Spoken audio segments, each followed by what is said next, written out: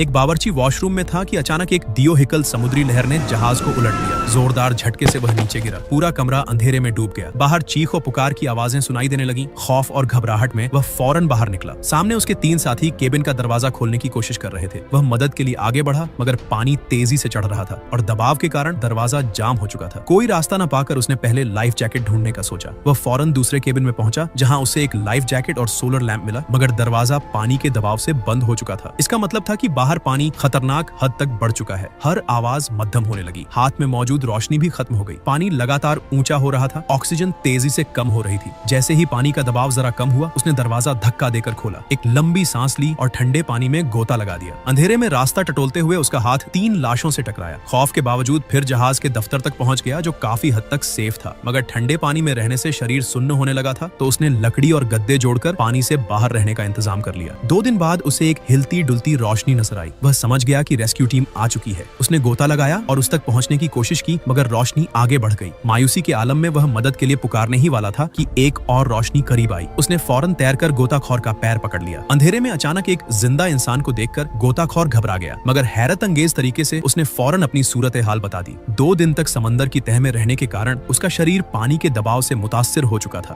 पहले उसे oxygen chamber में रखा गया ताकि वह नॉर्मल माहौल में वापस आ सके। हैरिसन इस जहाज हादसे में 12 में से वाहिद जिंदा बचने वाला था।